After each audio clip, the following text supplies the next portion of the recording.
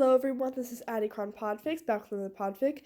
Today I will be reading Chapter 5 of I'll Be Home with Frayed Feathers called by Fiction for Life _NZ called Scylla. Let's get right into it. Much to the disgruntlement of the crew, Odysseus did not allow them to eat the sirens. They were running low on rations, having gradually chewed through most of what Circe provided them. But something didn't feel right about consuming the corpses of creatures that still bore some resemblance to humans, so he made them cast tails over the sides with the rest of them, letting the water run red with their blood. Those sirens would not drown another man ever again, and the surviving ones that had screamed in sorrow from the rocks would think twice before opening their mouths. They were only alive because they had not come near the ship like the others. Nothing else but the distance had kept them from suffering the same fate as their sisters. It took 2 days for the red to be scrubbed off of the deck, but the smell lingered. Death. He almost took it for a sign of what was to come.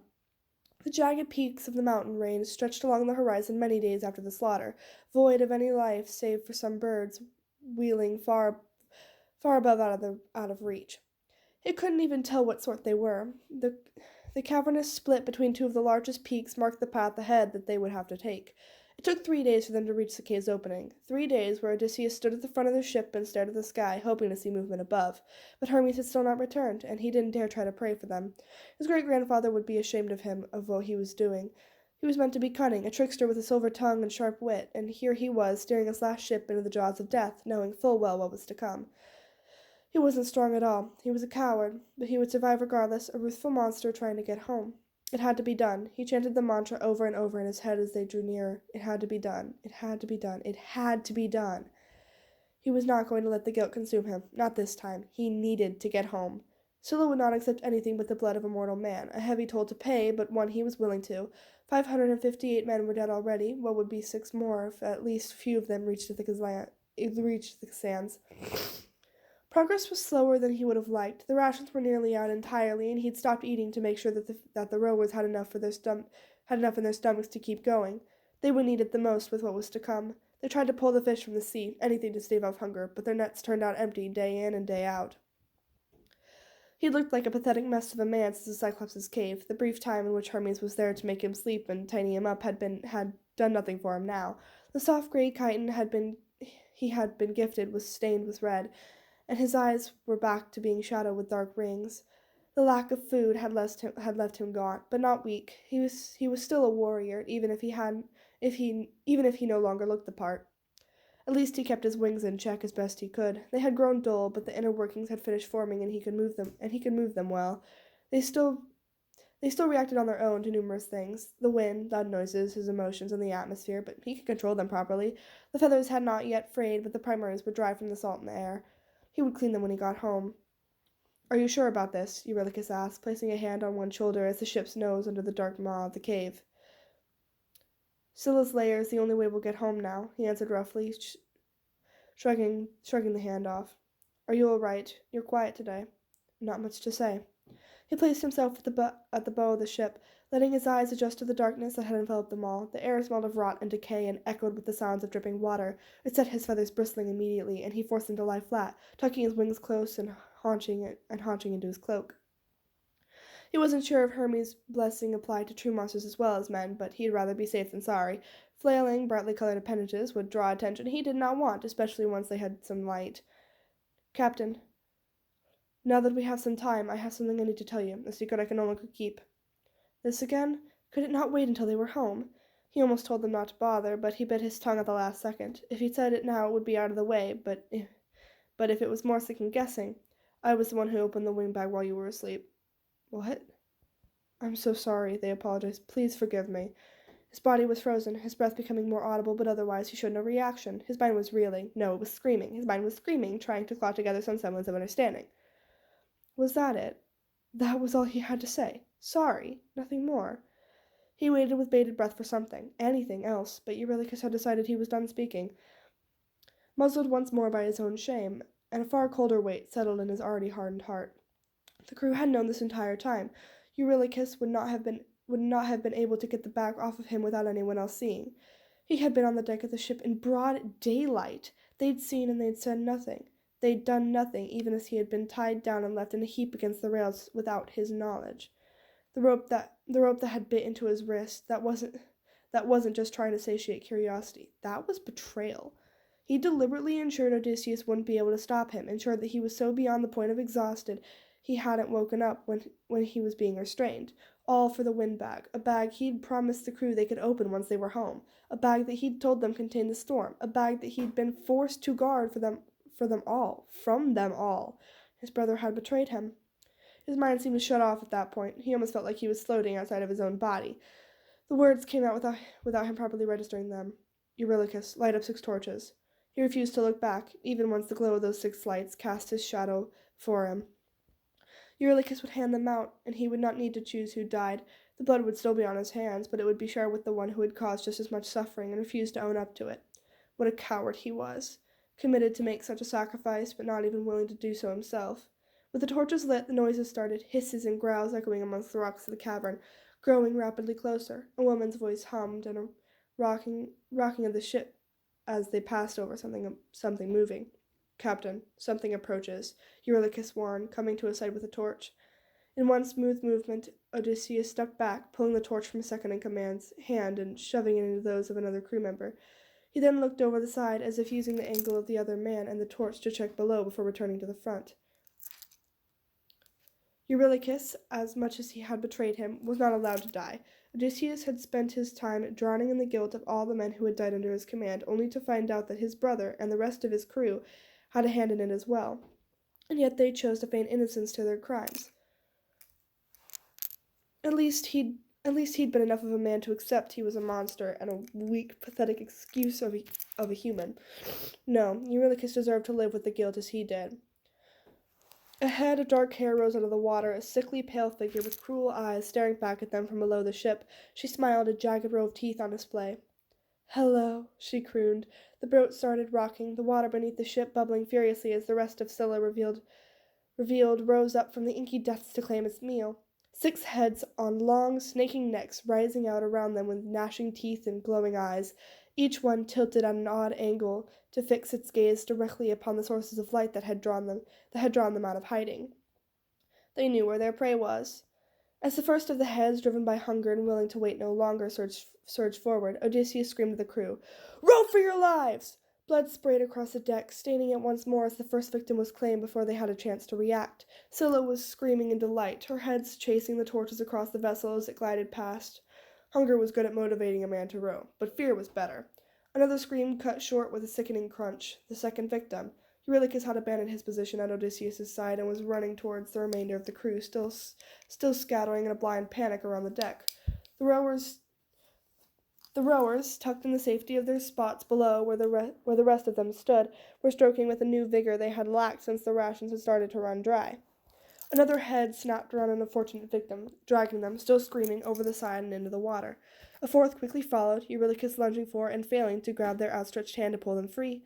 Odysseus still did not move, engulfed in the shadow of the ship's bow and Scylla's giant body. He was as insignificant to her as the ship's mast that one of the men cowered behind. He didn't even flinch as the 5th victim was lifted from behind him and over his head, splattering blood across his cloak and hair. The light of the late afternoon sun greeted them on the other side, bathing him in a glow that had his wings open to catch what little warmth the light could offer. In the dwindling shadows of the back of the ship, the final torch clattered onto the wood and went out. The last of the sacrifices pulled back into the cave. This is what it took to survive, to be a monster like him. 564 men. And that was Chapter 15, Scylla. Next will be Chapter 16, Mutiny. "Tell me you didn't know that was going to happen." Odysseus kept his mouth firmly shut and his eyes ahead. The blood of the 5th sacrifice was starting to dry in his hair and feathers, staining the already dirtied cloak he had tucked himself into.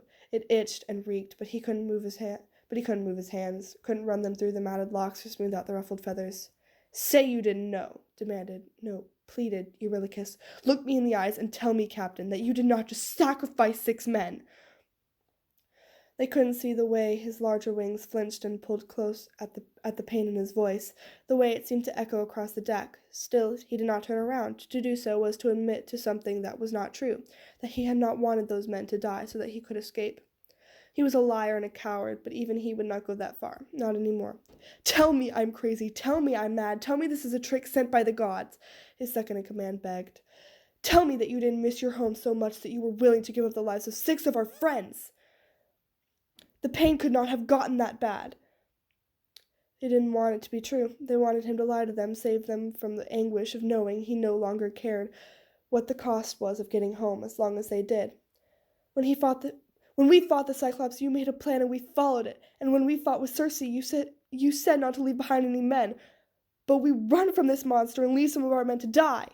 We? There was no we, not anymore. He had faced Circe alone, aided only by Hermes. Eurylochus had wanted to run, to leave behind those three men to save the rest, and now he suddenly couldn't bear the thought of cutting losses to save a dying crew. It was 3 more men than what he had been willing to abandon. Say something! I can't! He screamed, hating how the words scraped at his throat and turned them into daggers as he wheeled to face Eurylochus. And that was the truth, laid out bare in the blood of their lost crew members. Odysseus could not explain himself, because they would not understand. His brother was drenched in the blood of the sacrifices, more so than he was. He could see the empty shock in their wide eyes before they became dull, resigned. They wiped the stray tears away and reached for their sword, drawing it slowly. Then you have forced my hand. Those not rowing the ship forward were murmuring uncertainly to each other, and those who were rowing had all stopped, the remaining men's gazes flitting between the two, a broken captain and a seething right hand. They didn't know who to stand with. Odysseus was alone yet again. Lower your weapon, he snapped, but Eurylochus shook his head and held the blade out in defiance. No can do. You miss your wife so badly you'd trade our lives just to see her again? They accused, taking a step forward. With his back to the ship's bow, he was cornered, and cornered animals fought back. Don't make me fight you, brother, he warned, drawing his blade, shorter but just as sharp. You know you'd have done the same if you were leading us.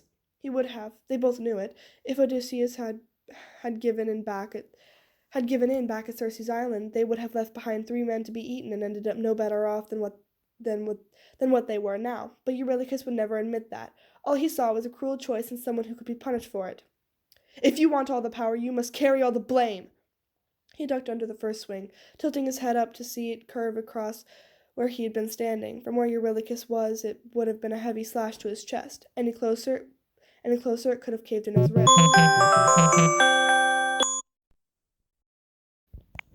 They were serious about this, then. He threw his own blade up to parry the second swipe, using the momentum to throw himself up from a crouch and to the side. No longer backed into a corner, he had a fighting chance. Eurylochus was bigger and stronger than him, but Odysseus had always been quicker. 3 quick slashes were made to his brother's limbs, all shallow but enough to draw significant blood. Eurylochus was aiming to injure. He was out to disarm. He had spared the man from death once already. He was not going to kill them now. His opponent swung with large, heavy blows meant for bringing a soldier down. When watched, he could see when they were about to bring their blade across. It gave him plenty of time to parry and to return the strike. The crew were clamoring now, chanting names, calling for the fight to stop, pushing forward. They were forming a circle around them, cutting off a lot of the space Odysseus had to move around. Close combat with no escape routes was not something he wanted to do against a man like Eurylochus. With the next swipe, he shot forward, angling his blade so that it lashed painfully across the hand wielding the sword. They dropped it with a shout, but retaliated just as quickly. Their larger hand circled his wrist as it moved past with the motion of the swing, crushing until he swore he felt the bones rubbing together. He snarled, forced into releasing his own blade to try and claw his trapped hand free. The sword fight had turned into a wrestling match, and he was at a clear disadvantage. Already his strength was starting to wane from the lack of food, while Eurylochus still had plenty of rage left in him. But he was not giving in, not going to stand for this. His largest set of wings lashed out, beating against Eurylochus' sides as he was pulled to the ground. His opponent released the trapped hand immediately, their own flying to clutch their torso, and the odd feeling of something landing against them, but no sight of what. Odysseus' freed hand collided solidly with his jaws, splitting the smaller man's knuckles open. He'd hoped to knock them down and call it that, but the blow was not strong enough to force them from the world of wakefulness, and they returned with one far stronger. The force sent him crashing into the bloodied wood of the deck, his vision swimming. His wrists were yanked up and forced together before he could get his bearings, held up and above his chest as Eurylochus pressed their weight against his legs. Yield, Captain, they ordered, pulling his torso up slightly before slamming it back down. Once such an action would have had him screaming as the brittle bones of his wings were cracked and broken, but not any more. Not when they'd had a chance to grow properly. They could handle being thrown around a bit more now. The smaller sets were of no use in the situation, but the larger sets still had all the space they needed to move.